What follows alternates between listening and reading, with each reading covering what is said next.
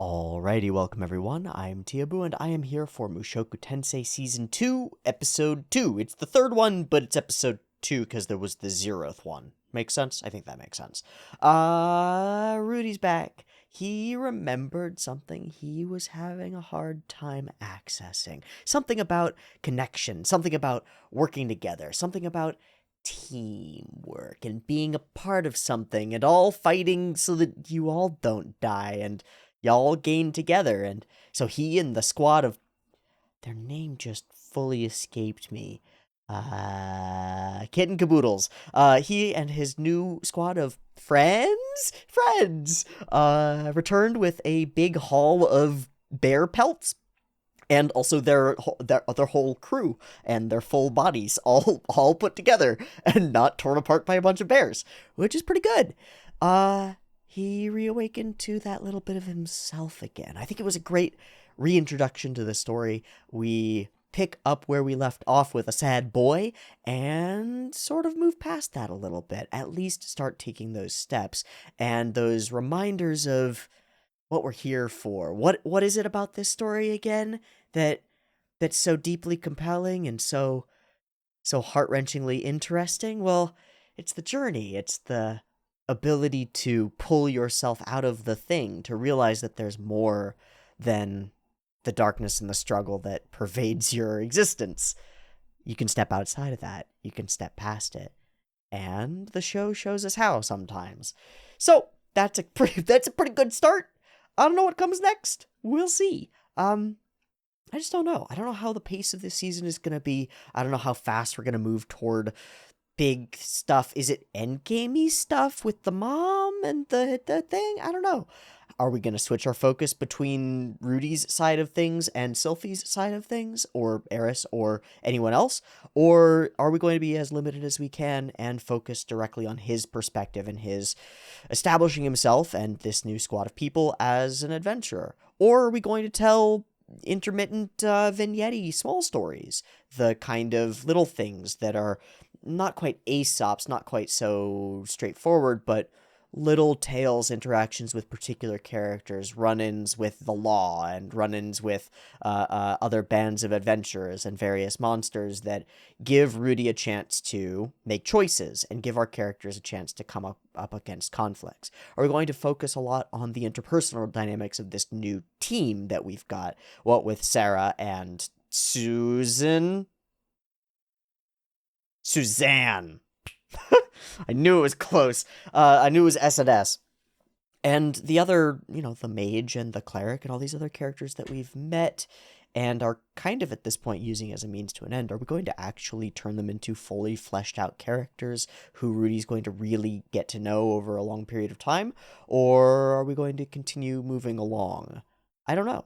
I just don't know. Or are things going to go horribly wrong and we've introduced these characters and just gotten us to like them just enough that when we kill them all, it will hurt? Storytelling, I don't know. But I'm excited to find out what's next for Mushoku Tensei. Any of the above options, totally cool with me, so let's watch it and we'll find out. There'll be 2 versions, picture-in-picture in the description, timer on the YouTube. This is my drawing for the day. It's Rudy casting magic, I think. I don't really know. I've been doing this thing where I draw every day. Even when I haven't recorded or when things go terribly, I've still stuck to drawing every day. And so I've got a stack of like 90 now drawings that I bought like an accordion folder so that I could keep them in some semblance of an order. And actually there's a growing pile of the last week's drawings that are on the floor there because they just fall after I take them down. Anyway, I draw every day. So because of the way that Mushoku has gone and is going, we don't have a lot of comments from the comment section to talk about right now. But I want to throw something out to you. What have you been doing or instituting as a regular habit that you've found has helped you? Because I've found that drawing has really helped me. Not only to improve as an artist, which is happening. It's slow, but it's happening, clearly to me. But also the process of drawing something, anything, of forcing some infinitesimal element of creativity in the day changes the rest of the day. And it changes my mental state. It forces me to apply myself to something. It forces me to address a blank page. It forces me to pick up a pencil and try something. And it's been really cool. So that's my throw out question for the day is what thing, if anything, have you instituted as a habit? It doesn't have to be daily, but a regular habit, recently, and how's it gone? Cool. That's gonna be it. Support the channel on the Patreon. There'll be early access. Links in the description. Let's watch Mushoku Tensei episode 2 and see if it's any good. It might not be, but I expect that it probably will be, but it might not be. Beep timer.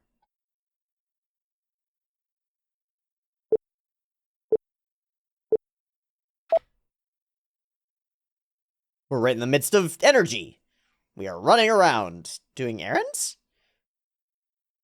That doesn't look great. It's the fidelity of one is... Who? Who? Is he did he name his knees? Oh shit, he is beefing it up. Those are not to depth, man. Okay.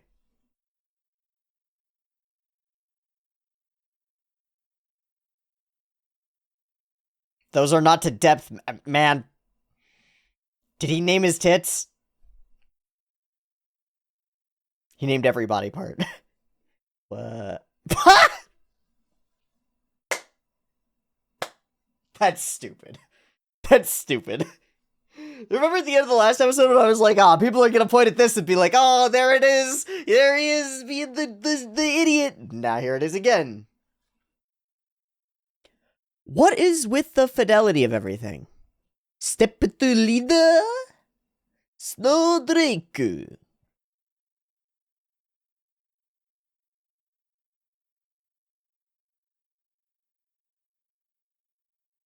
Somebody did mention the pink under everybody's eyes. Yeah, it's because it's cold, I think. Makes sense. It is a little weird, though, now that it's been pointed out to me. So what do we take from that... Quagmire? Doronuma?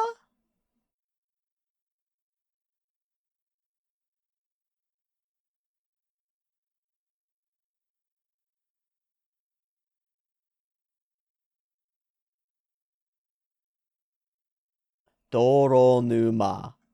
I wonder if that actually means something like Quagmire in the English. It's an interesting name to choose.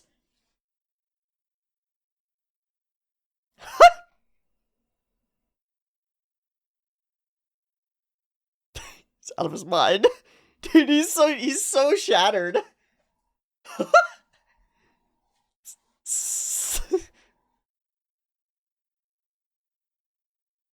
So what is he doing? Is he doing odd jobs? I don't understand. He is doing odd jobs. Okay. Way below his, like, pay grade style things.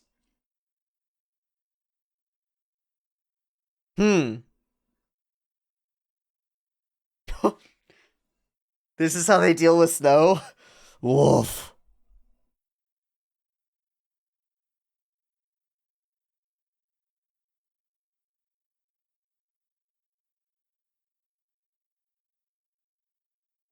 Oh, maybe not.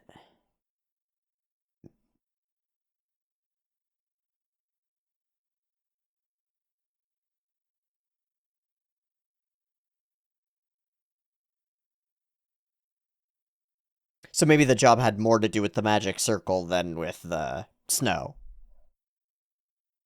Go, child, begone! And cry no more.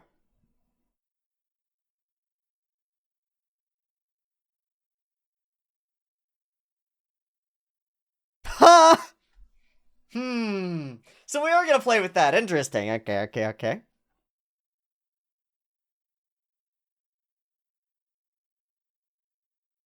And we do an insert song OP. He's talking to his body parts. It's so weird.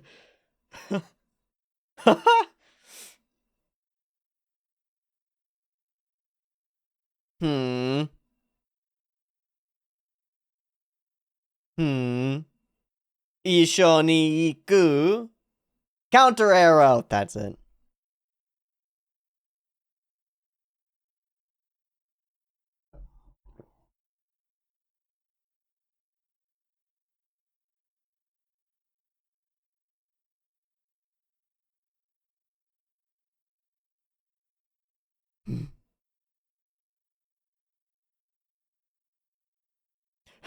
You don't make any sense, boy.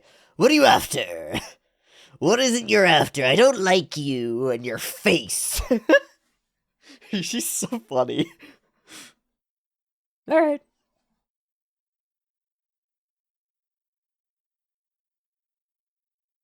How's it gonna... Is it gonna deal with the Snowdrake thing that we saw before? Whoa. Okay, rad. Rad, it's a fucking dungeon. That's a fucking dungeon. Let's go. Come on. Let's dungeon it up.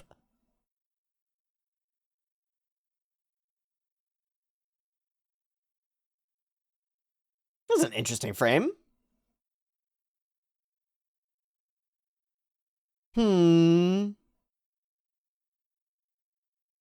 Oh, shit.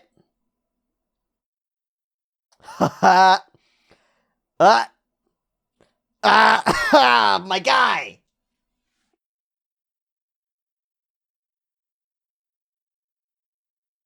Mm-hmm. Mm-hmm. Interesting. But not terribly sinister. Oh. Snowdrake.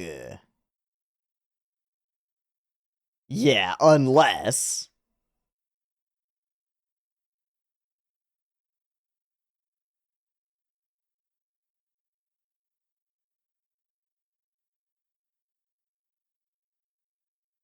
When do they come in and out?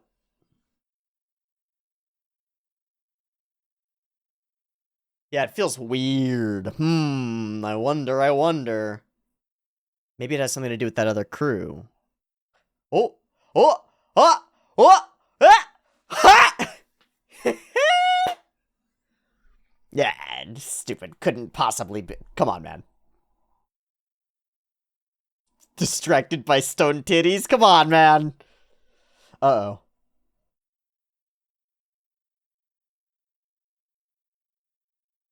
Hiding time.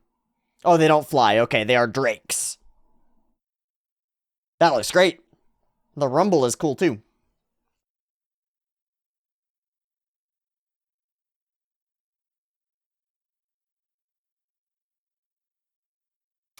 Nope.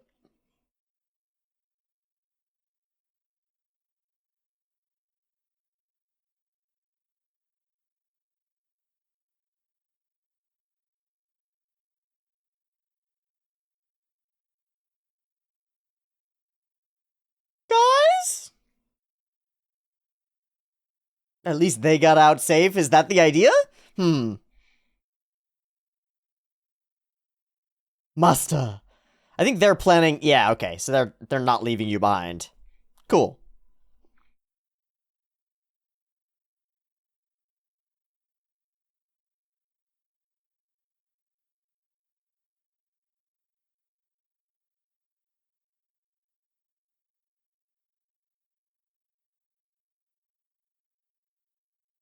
What are they after? They're just going straight past them. Hiya. Did you think that they... Did you really think? He really did think. He actually really did. Wow, interesting. Is that... Yeah, it is. Alright. Interesting. Huh. Almost familiar. Uh-oh.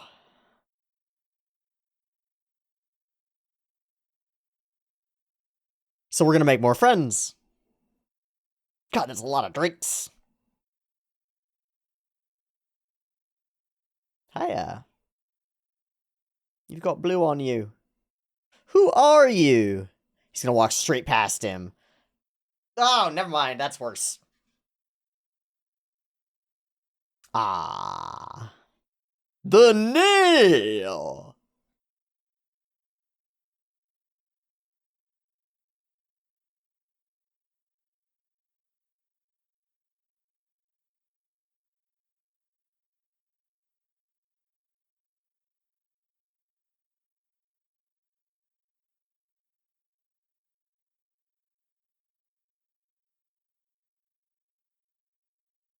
Oh.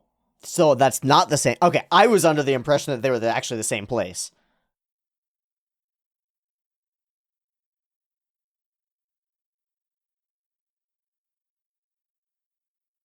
Mm-hmm.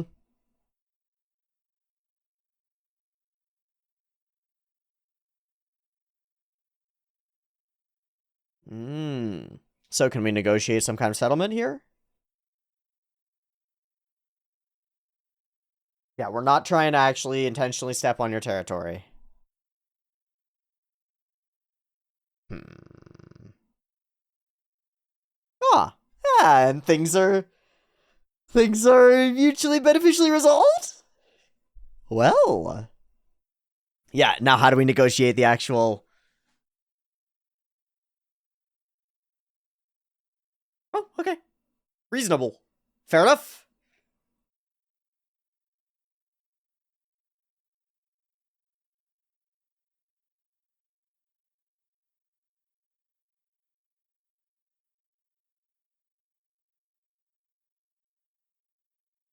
Hinto, hinto! Hmm. That's a big tankard, dude.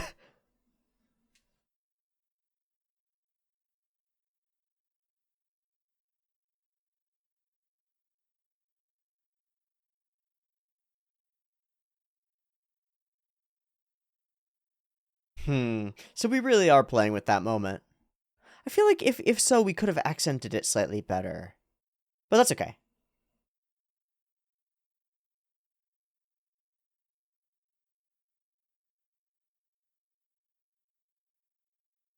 Poke, poke, poke, poke. Yeah, it's not like I wanted to help him or anything. I just felt like I had to. I was obligated because blah, blah, blah, blah. Yeah, actually. I just felt like I was obligated. Hmm. Safety. And a payday. Hmm.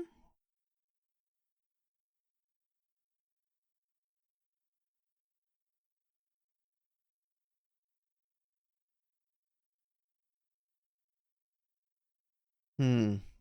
That's exactly the idea that I got. I actually wonder if they're related. Oh, hello. Also, I wonder if he knows anything about knowing anything. Interesting, you know? Oh, hello, friend. Yo.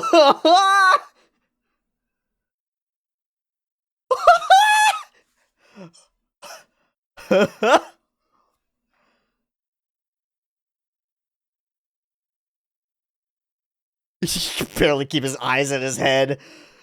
They're falling out. Thanks, man.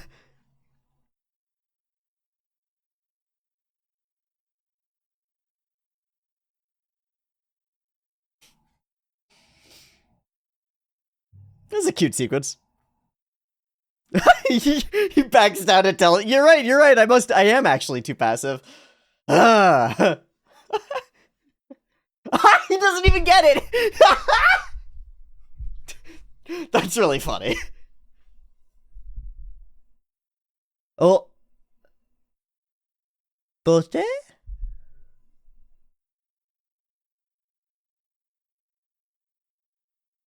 Hmm. A facade.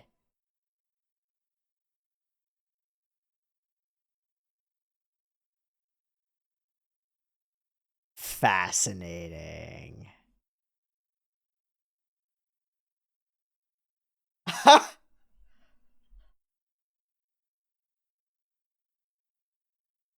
Ow!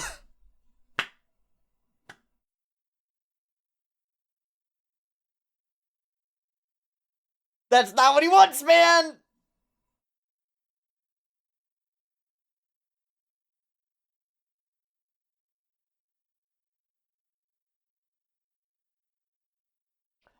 Oh.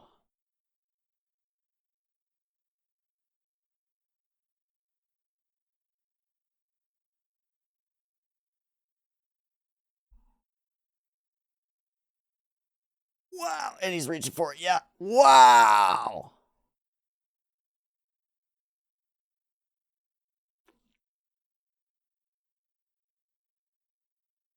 That was cool. That was cool. Sup? That was quite a thing you said there.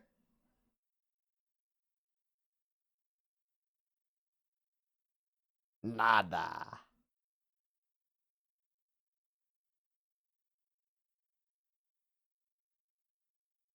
No, he's not. He's got reasons. He wants to know people. The money is nothing to him. Actually.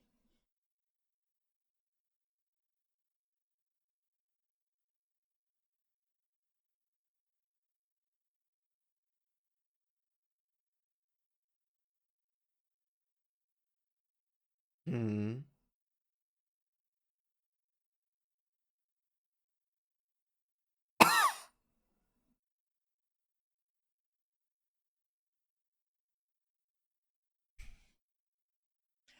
Oh. Oh, so this is where we're going?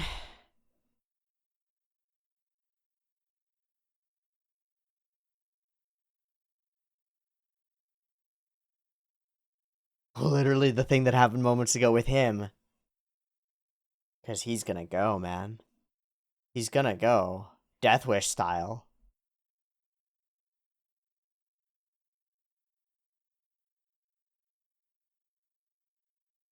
Yeah. Shitsude shimasu. Definitely not immediately going out to find Sarah. Or a corpse. It doesn't matter. It's not even a thought about it, right? He doesn't even think about it. He doesn't even waffle.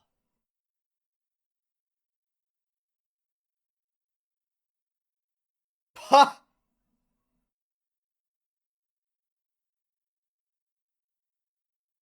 Got something to do. Got to him.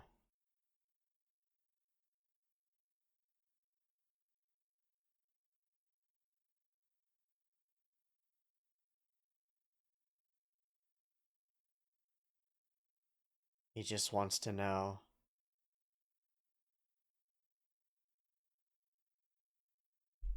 Just to prove it. Oh, that's not.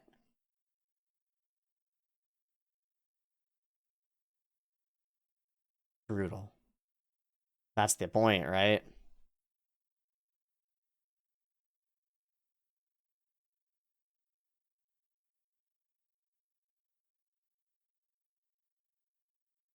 Good God.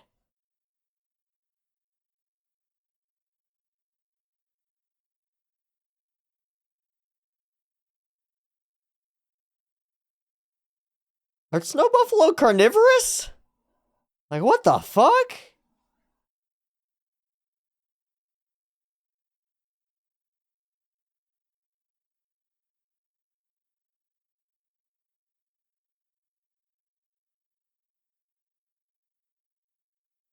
That doesn't prove it. That doesn't prove it, but he's gonna believe that it does?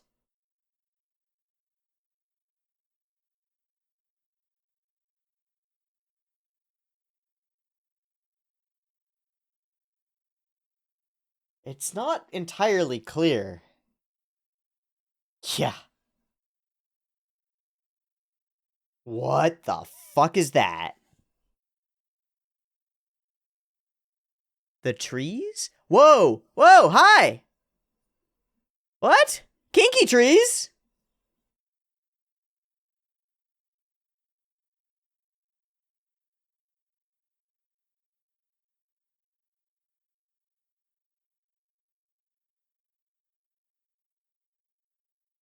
Okay. Weird. Weird flow to everything. I don't mind it, but I'm not certain about it. Hi!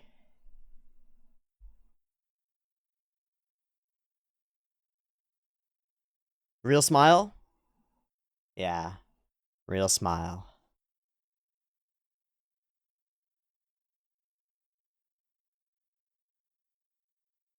But he's not gonna make a move, is he? And for good reason.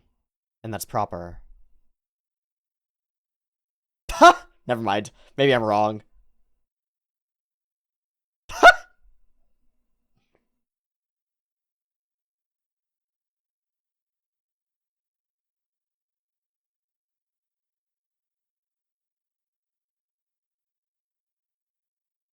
The View?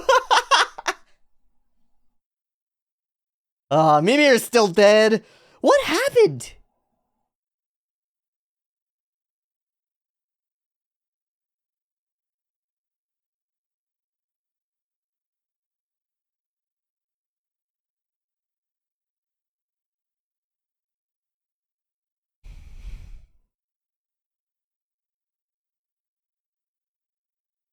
She doesn't know about.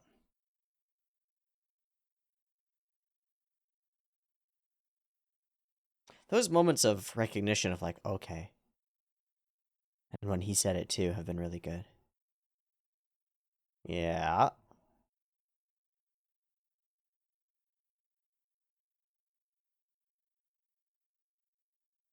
Oh! This is what we call emotionally unavailable.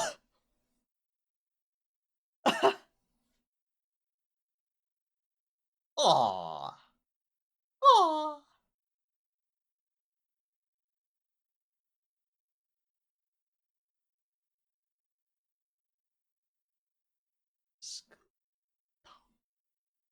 Ah. Ah. The giver should be thankful. They had all... Okay.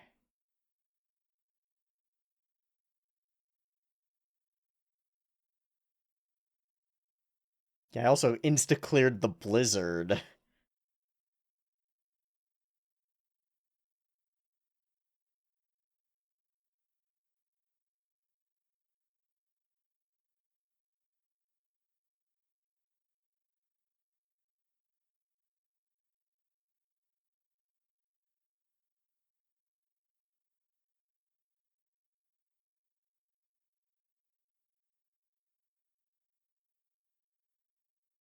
Hmm.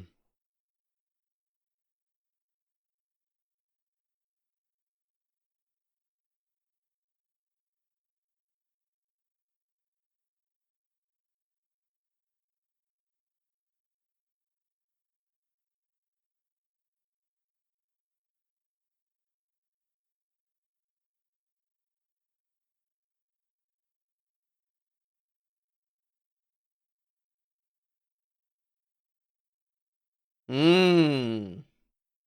By not demanding a higher price, he continues to be able to play the game, huh?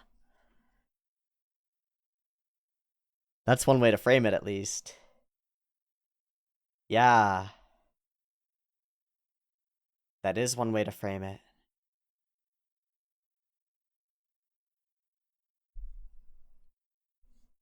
Peace, peace. Try not to get dead, please.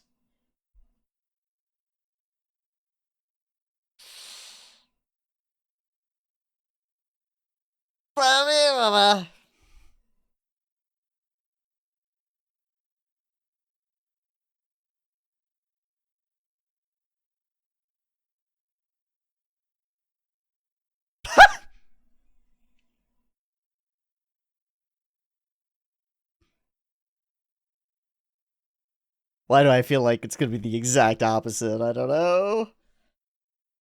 Ugh. Abrupt approach. That could be anything. It could be anything. It could be anything. What an interesting episode. There are bits of it that don't feel quite right. But it feels weird. It feels like an interlude. That's actually what it feels like. It feels like an interlude. And maybe it is. Maybe the pace of this moment will make sense more in a moment. We'll see. I'm not totally sold on the episode. On parts of it. And yet there are parts of it that rhyme nicely, and I can see where it's going. I think. Definitely the highlight for me is the verbal beatdown in the middle portion, where that guy just unloads on Rudy and calls him out drunkenly and projectingly and mistakenly, but in a very interesting way. One that does have an immediate and lasting impact on Rudius. Very interesting. So we'll parse that for sure. But the flow of the episode is a little bit odd. The flow is a little bit odd. Maybe we just haven't found that stride. It also doesn't look super duper bombastically amazing. Actually, that's not true. The peaks of animation quality are pretty good, but there's a large portion that's in the valleys, that's in the low end, and doesn't look great at all. And I'm not gonna argue for it or pretend that it isn't there. It's from the outset of the episode, and specifically in wide frames. Throughout, they look really weird, and I think it has to do with the difference of foreground characters and background elements, and a difference in line weight, and like it looks like the actual portion that is Rudy, the layer that is Rudy, is a significantly lower pixel density than the layer that is the background. The background is like very high fidelity. You can see all these intricate fine lines on all the trees, right? And these subtle gradations in texture, and fine lines, straight fine lines on all the bricks and the buildings and stuff, and all these very subtle colors and differences. It's very, very high fidelity, and Rudy is not. He's kind of a blurry blob, right? And so you put a blurry blob on top of extremely crystal clear image, and it leaps out as wrong. Totally leaps out as wrong. It's like the camera's out of focus in a way that can't even be possible. And I think it reads really poorly. So that's bad. All throughout, I think that those high fidelity backgrounds are nice and high fidelity, but they don't end up looking great all the way through. Especially in scenes like this, where we get that same sort of circumstance. He looks like a blurry blob on top of a top tier photo. It's weird. It's weird. Once we get up closer to the characters, quite a bit, it feels better. It starts to feel better, and we start to get more expressive, and it feels more correct. But then once we're out into these wides, it again feels very strange. You know, I imagine in black and white with manga design and crisp pen lines, this looks great as an idea. Digital background, high fidelity, not so crisp digital lines, fuzzy pixelated on the edges, doesn't look great. It's unfortunate. Okay, so his name is Doronuma. Means bog, marsh, or quagmire. Okay, so I think it doesn't have the implication of a place of stuckness. Wait, maybe it does. I don't know. Soft boggy area of land, certainly, but we would say like a legal quagmire, somewhere where you get stuck. Does that have the same idea to it? If so, then the fact that Rudy has chosen a name that indicates stuckness. My name is Doldrums. My name is Lost. My name is not sure where I'm going right now and how to get there. Then that's pretty on the nose. But as he's stuck, he's made a choice, which is to take all of these small and odd jobs, and we see it self-evidently paying off. The people of the town are getting to know him significantly, right? People are reaching out to him, and the actual goal, if I hear about your mom, I will let you know. Got a reputation in this town. They know my nickname. It's slow as hell, but it's the best method I've got. So he doesn't specifically say anything that I missed. I didn't think so. That I missed around like how he's doing it. We are just left to figure out that he's taking these small odd jobs and getting to know as many people as he can. That's cool. Isn't that right, Master Roxy? This reads as someone who's at the edge of his wits. That the realization of team and stuff from last episode has not fixed things for your boy. I think it's supposed to be pretty absurd that he's got this shrine that he's built to her panties. I think we're supposed to be worried a little bit for Rudy's mental state. Because I'm worried now for Rudy's mental state pretty significantly. Honestly, more so than when, Suzanne was saying that she was worried, like, oh, it looks like you're just going to wander off into the dead and just die. Like, you seem off, man. He seems off, man. This is the best option I've got. Isn't that right, Master Roxy? It's just, there's something about the eyes. It's like dead eyes, and we turn, and everybody's sort of looking at him. And we hold on the moment for a sec, as though there's more here, but it doesn't really imply anything. It doesn't get a point across. I'm just not sure. It also doesn't look great. Same reason. Just not sure. I mean, you look at Rudy's face, he's kind of a blur. Yikes, that's weird. Weird. Okay. To the job. I guess that this job... So I thought it was initially just shoveling snow from a city center, but instead he is actually doing the magic of the thing, which does something. I don't know what it's meant to do. And also, healing the kids. This scene is paced poorly, but it's paced with the flow of the OP sequence and the music and stuff, right? So... yeah, so we've got to fit it, and that's probably why it feels a little weird. Like, we hold this moment where she's just sort of staring off into space for a solid number of seconds, and then it's just a little off, right? In some of our episodes of Mushoku, every beat lands. It's like, bam, bam, bam, yes, yes, yes, nailed it. The momentum carries into the next beat, then carries in the next beat, and it flows, and if it diverts, it's for, like, a shock value, or when we meet the dragon guy, it's like that shocks everything changes, all of that stuff. This just feels a little bit off. I don't know. Okay. Naming his body parts is funny, I suppose. And Sarah is our core to the episode. She is inviting him to things all throughout the episode. She has warmed up. The dare is here. The dare is here. It's here. Yeah, that's it. Rudy is waffly wiffly. It's not actually clear to me exactly why he's waffly wiffly.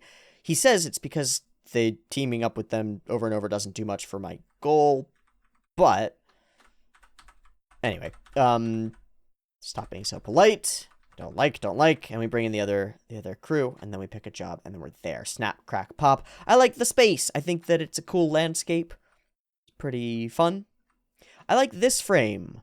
It feels compressed, and like you'll see frames like this where the characters' heads are cut off at the top and it's all ground at the bottom, and you'll have like darkness. Here it's an actual physical object in the walkway that they're on, so that's pretty interesting. But it has the same effect of making us focus entirely on the body language and relationship between the space between the characters while listening to their dialogue, and we get to focus really heavily on their voices. It's a cool effect. It's a cool frame, and I like it when it's used judiciously, and I think it is used well here. We get that connection here, and then it snaps in, because the next frame that we get really is the moment when he sees the thing. Yeah, so we get that high fidelity animation as he's looking at her, and she tips, dink, and he sees the split of the future, sees it coming, reaches out and grabs her. And in that grab moment, we do a classic, which we're normally pretty good about staying away from the classics, but we do a classic. It's the accidental grope scene. And it's weird that we do that. It's not like weird, you know, we're in anime. We're in anime territory, but it is a little bit weird. It's a little contrived. It's a little bit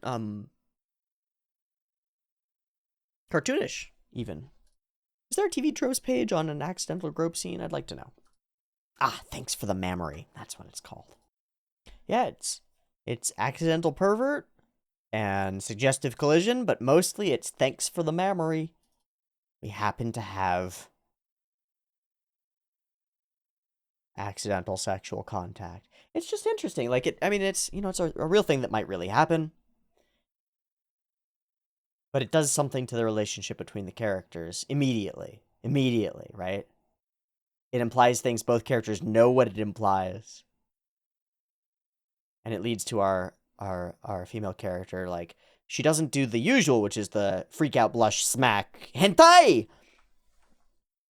Just the realization and the, hey, watch your hands, and then I thought I was. But we hold for a second, and then it ends. It's weird. It's weird. And then he's left standing there wondering what the fuck is going on. It's a little weird. I don't know. I'm intrigued. Would we lose something if it were not there? At all? I think we would. That's weird. That's weird, but I think we would.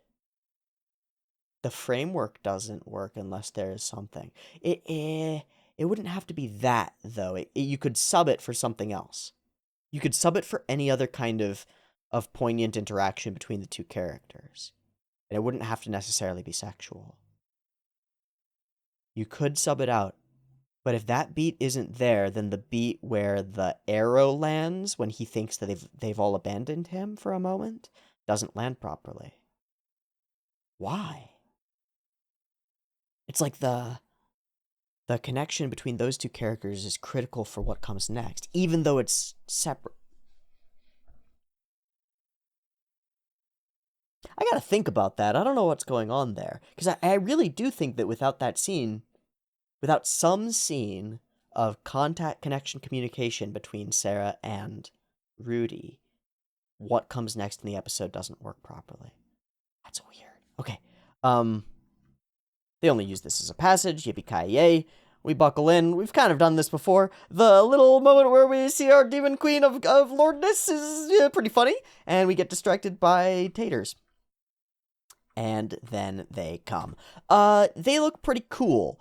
There's this sort of jump into fidelity, this jump into Sakuga, and it feels really strange to me. Because, on the one hand, you can point at the scene and be like, look, they did the Sakuga, but on the other hand, it feels really distinct and separate from the rest of the episode in a way that I think the show has avoided that sort of flow, and has managed to make the whole thing feel high quality and have the Sakuga as elements that like waveform gradually flow into higher quality. But here it's very abrupt.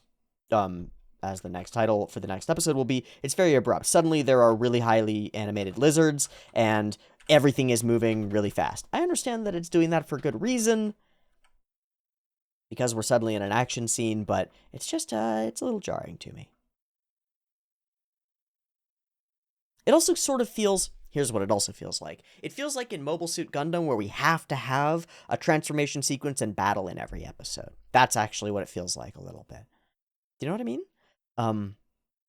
There are a bunch of episodes in Mobile Suit Gundam, the original, from many, many years ago, where there doesn't need to be a battle, and there's no real reason for there to be a battle, and the primary point of the episode has nothing to do with the battle. And yet, near the mid-end of the episode, the enemy is coming and attacking. Everybody in their mechas, okay, ready to go. And you go out and you do a little transformation. Why? Like, you gotta sell the thing. You gotta sell the toys, right? And so you gotta have the battle, right? In this case, it's like you gotta sell the show. And so you gotta have some Sakuga, and you gotta have a battle, and you gotta have tension and stuff. It's real, and it's part of the story element, but it feels, in terms of the pace of the episode, like it's shoot in. So I don't know where the blame is for that. Whether the blame for that is in the manga, or the light novel, or the web novel, or the adaptation. Or if the blame is on me and I'm just making a mistake in my interpretation, because that's totally possible. I don't know. So we get this moment, and it's an odd moment. They all rush in, they overcome the wall that he's put out. He stands, can you guys, and he turns to see, and sees that everybody's gone. They're all gone. He holds for a moment, and then sadly smiles. I think glad that they've escaped is his thought. And we pull out into a dramatic wide, is how I would characterize this. This is a dramatic, self-sacrificing wide, right? The tidal wave will sweep over our hero and he'll go under with a sad smile on his face. Right? Yeah. Sure. So he turns to the job at hand and he gets ready to really fight. And we get it up close and personal, right? Because we're getting as scary as we can, I think is the idea. He grasps at his heavenly artifact, and then we get it's pierced by an arrow. Shaka plow. They actually didn't leave you behind. Yippee-ki-yay. Which is neat. Which is cool. They didn't leave you behind. The team is still the team. And so we get this reaffirmation of the thing that Rudy doubts there. I really like this. I really like this. I think I could like it a lot more if the beat was less subtle. If the beat where he has that little soft smile for a moment and thinks that they've gotten away or whatever it is, was a little bit less subtle. If I actually had a chance to believe that he believed that this might be like the end or whatnot. But I still like it. I still like it because it characterizes Rudy so well. He really thinks that they've just left him. And partly that's just the world that we live in, isn't it?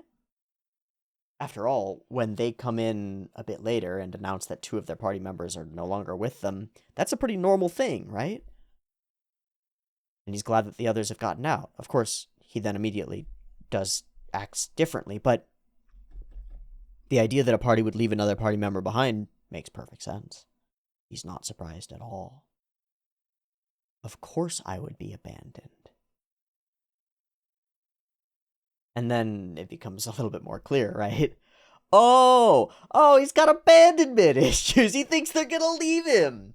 He thinks everybody who ever cares about him ever is gonna leave him, whether they get killed or get disappeared in a giant fucking cataclysm, or they just walk away after taking his virginity. Anybody who cares about him is going to leave, and so that's exactly what he thinks in this moment. He's like, of course they did. He doesn't even blame them for it. He's not even mad about it. He's actually even happy about it. Thank goodness they've cast off me. That stone around their ankles, right? That albatross around their necks.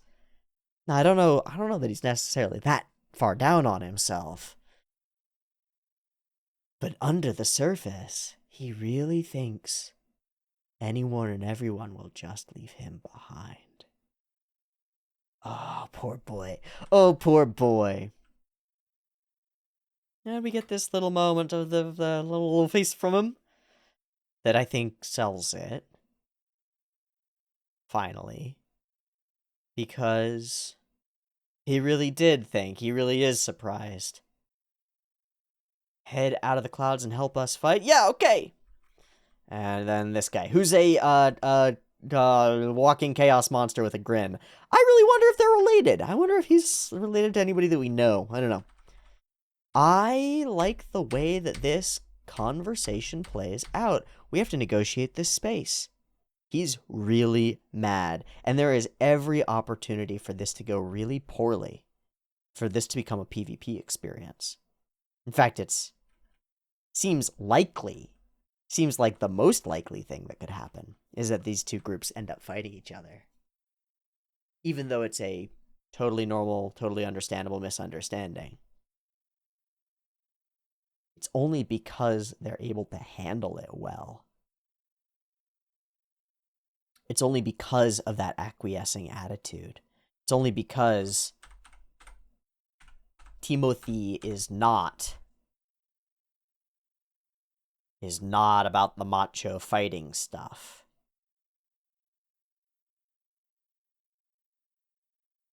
And we managed to negotiate our prize and leave without a problem. But it's really, really important to remember that we've seen adventurers come to a head previously. We've seen things get heated previously, and there's no reason to think that they won't, especially out there in the wild. They're not in town, right? People can be vicious. We live in this is Mushoku Tensei world, right? This isn't fun time Fantasyland, everybody helps each other place. That could have gone really badly, and so there's a lesson there about the negotiation, about the way that you play the game, about how far you push for what you want or need. And it's a lesson that reflects on what Rudy is doing with the odd jobs that he's doing. And it's a lesson that I think comes to be really interesting here once we get the drunken apology, and then an interesting call out. Couldn't be any more clear in the framing. The episode is about Sarah and Rudy. It really is. in a lot of ways. All of them have normal ones except the big guy. That's good. That's good. Ah, so passionate, so soon. Would have been even better if they hadn't showed up. And then he's here, and he's wow. I think he's very funny. Your face pisses me off. Can't stand anyone who takes a punch and backs down without even arguing. So he is violently against your pacifism. Yeah, that tracks. Sometimes you gotta fight. And I love that Timothy comes back with passivity, and he doesn't even realize that that's what's happened. He's kind of playing with him, I think. It's very good. And then his focus hones in. He's alright, I guess, but you're the worst. And we start to zoom in. First, why are you always worried about how other folks see you? It's all about the impressions that others have of you. You don't act for yourself. You're a liar. There's something false in you. Mm-hmm. Mm-hmm. He's desperate to be accepted, desperate to not be pushed away, desperate to not be rejected, not be abandoned. Right? If only I'm good enough, people won't leave me. Or push me away, or bully me, or abandon me. If only I'm good enough, useful enough, valuable enough. Wow. And he turns to that soft smile because he's just gonna take it. And he's doing the same thing Timothy is doing. He thinks, right? But it's not. It's not. It's not. He's pandering almost. He's kowtowing. Yes, yes, yes, yes, yes, yes. Whatever you say, whatever you say, whatever you say. And he's burning up inside, shaking on the inside, crushed on the inside because he knows that he doesn't have the ground to stand on the inside. Wow. That grin makes me sick. Some might think it's a smile. Maybe you think it's a smile, but it ain't. That's not what a smile looks like. Your eyes are always looking down on people, not because you think you're better than they are, but because you think you're the only one in pain. Right? That's what the line is. He looks like he thinks no one's got it worse than him. Uh-huh, uh-huh. He looks like he thinks no one's got it worse than him. He's so wrapped up in his own suffering that he actually thinks that it's a virtue. Right? This is one of the dangers. This is one of the dangers. If you watched the first season with me, you know that I have some conclusions about suffering and worth and worthwhileness. Worthwhile things almost always require some sacrifice and some suffering. But just because you sacrifice for something, just because you suffer for it, does not make it worthwhile. To be capable of suffering nobly is a virtue. To suffer a bunch is not virtuous and does not make you virtuous and does not make you better than someone else.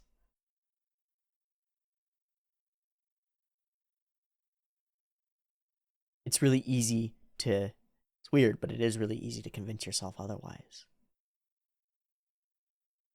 To convince yourself that by living an ascetic life, you're better than others. By experiencing and seeking out pain and difficulty, you're better than others. Or, more sinister perhaps, just because difficult things have happened to you, you're better than others.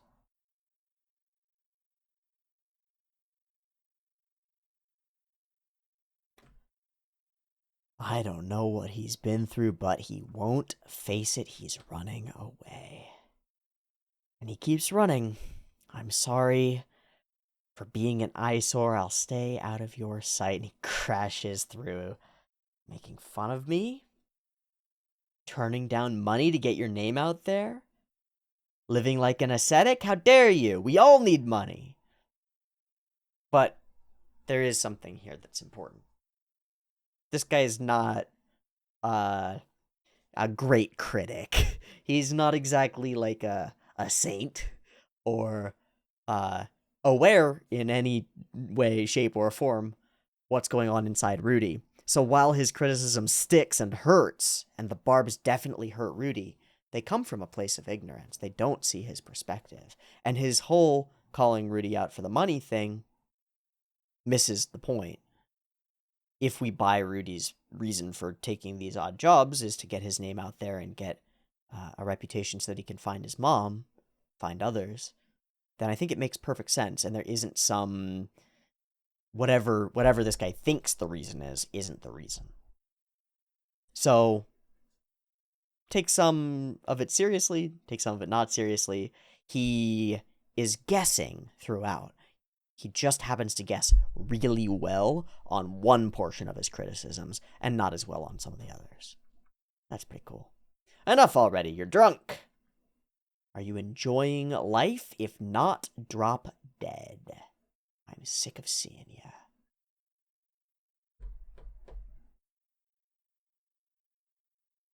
What are you living for?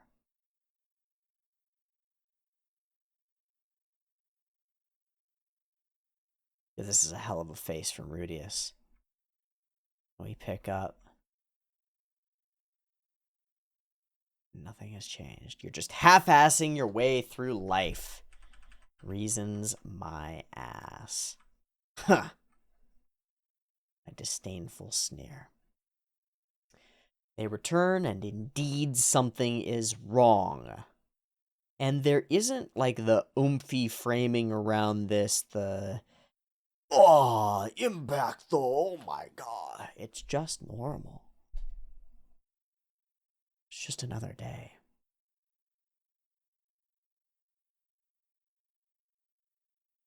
I really like that. We don't try to over-dramatize this circumstance. It's very calm. Surreal, almost. I like it. Timothy argues that they should, and Suzanne tells him that they can't, and he knows that she's right. They all agreed to leave, and he casually asks where. They tell him, not thinking that he'll do something stupid, but of course, we know that he's, in terms of individual power level, far beyond. And so we get to see that as he walks out there and actually turns his abilities toward a goal. And I think this does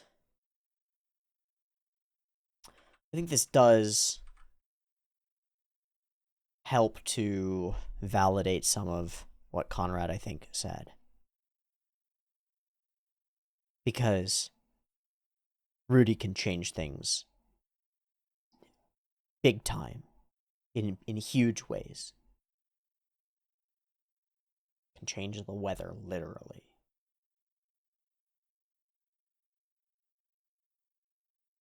And if he turned that power and prowess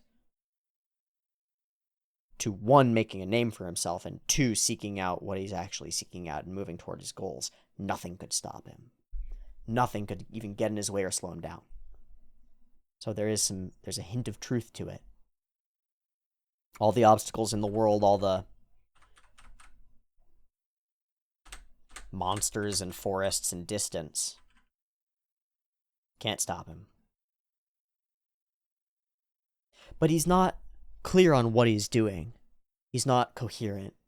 It's almost like lashing out.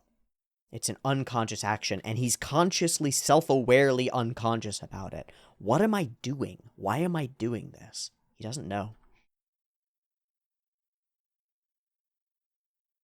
But he wants to accomplish something, and he wants to find Sarah. And as he says, maybe I just want to choose not to turn my back on someone since Eris turned her back on me. An I'm better than sort of idea, but it doesn't feel right. And so with great brutality and a lack of care, Rudy executes these monsters. What is the point? What do I want to accomplish? I don't see the point. And then he finds one of the bodies. And then he finds that piece of Sarah.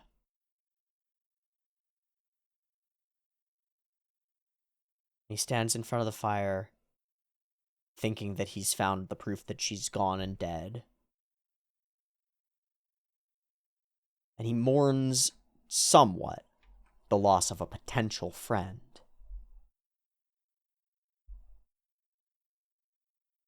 But again, there's this element or this feeling like this is inevitable.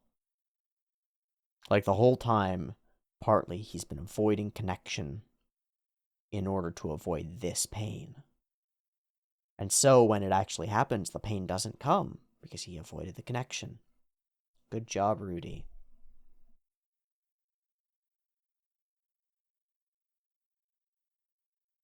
And then the truth.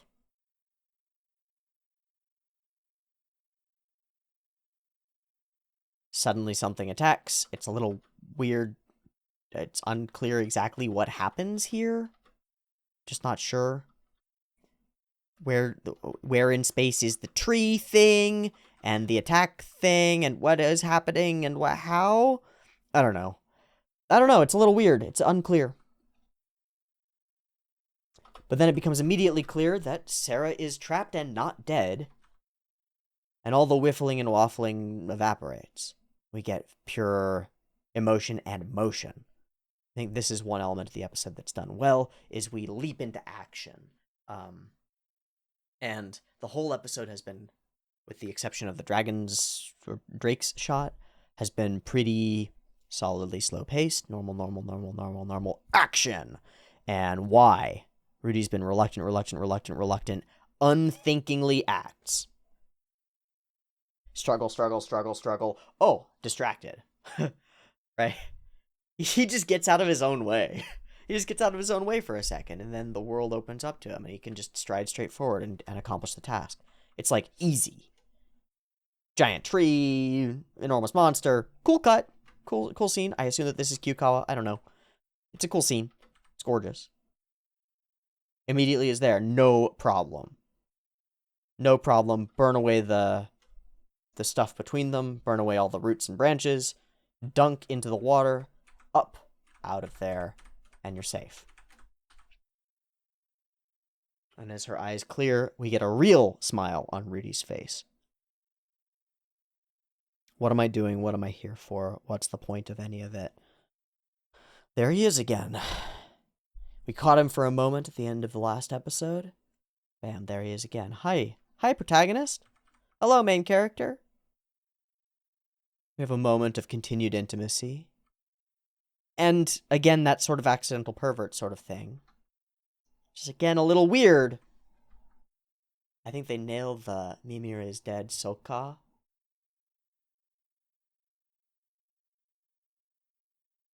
I really like this moment when she reaches out to him. And he's already gone.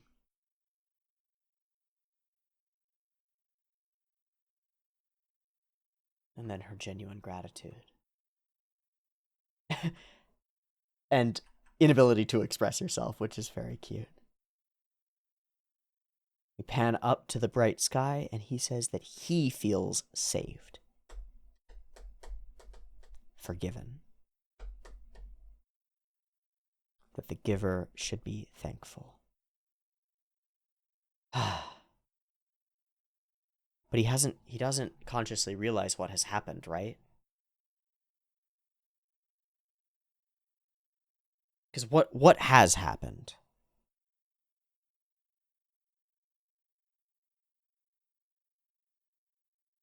I'd posit, or I'll propose, that what happened in the episode is, or in this thing, what changed Rudy's perspective is that he took action, meaningful action toward a purpose.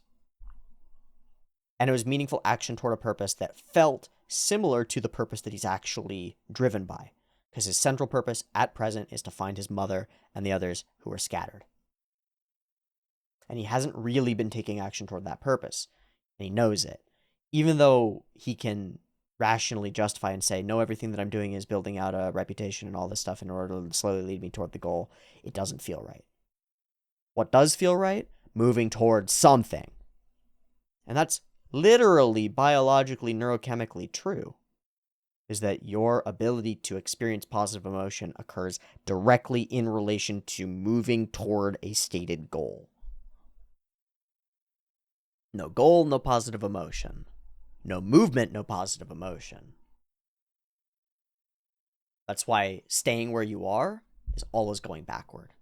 You have to be going forward like a shark swimming.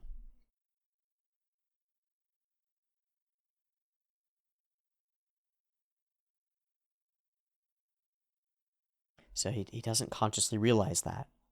So he might end up right back where he was. Sitting there going, what can I do? And the answer is do something, right? That's actually what the answer is, isn't it? Ah, shit. Ah, shit. So this is hard to hear because it's the antidote to a problem that I have constantly, which is I need to do something, but I am very reluctant to do something unless I know that it's the right thing. Say you've got 10 options for things to do. I want to know that I'm doing the right one of those 10. And so I'll waffle so long that I end up just stagnating and failing to do anything at all. When the thing to do is narrow it down a little bit, but then do any of them. And doing something is better.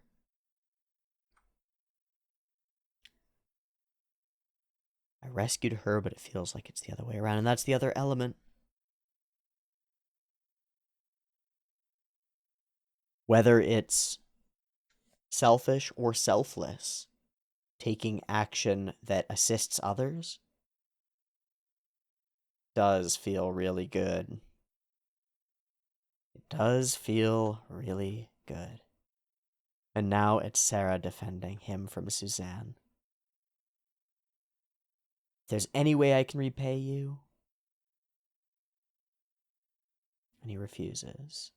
He thinks they've done so much for him.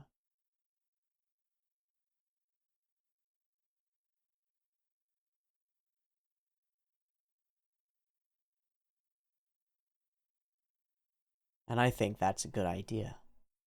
Even if you're a selfish bastard. Even if you're a totally selfish bastard, I think it's a good idea to do exactly that. Because then we get to keep playing the game. We get to keep helping each other. It's worth it to help others, and it's worth it to not ask for it back. So we can keep helping each other, and it's in direct juxtaposition or direct opposition to the way that the other guy of the other... What is this bug?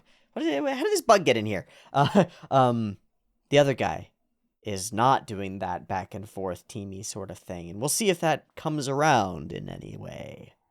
It might. That might be interesting.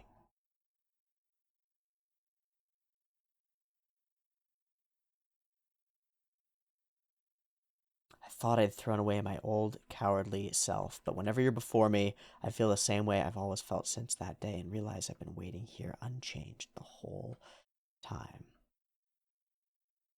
Let me rest in your embrace, put your arms around this emptiness I can't fill. I promise that I can be your warmth, and back they go into the shrine.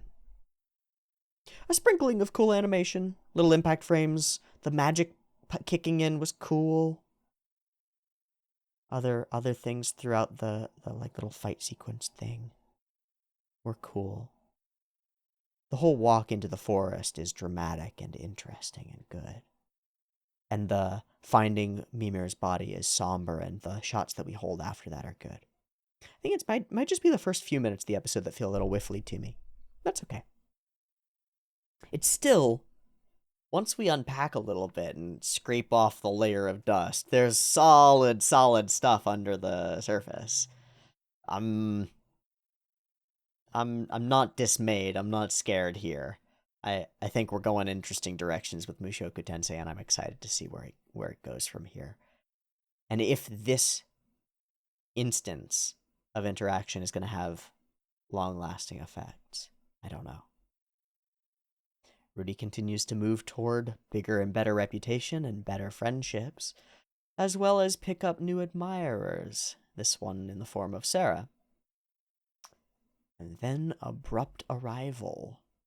Abrupt approach, which could mean it's not just arrival, which is something coming here. Approach could be us approaching something else. It could be an abrupt manner of doing a thing, like shocking or straightforward way of doing a thing. It might be like you could have an abrupt approach to romance. It's very vague, and that's exciting because it means that the next episode could be almost anything. So, well, we'll see what it is when it airs. That'll be next week. Thanks for joining me this week for Mushoku Tensei Season 2, Episode 2. I hope you enjoyed. Let me know what you thought in the comments. Do tell me about habits, if you've been implementing any.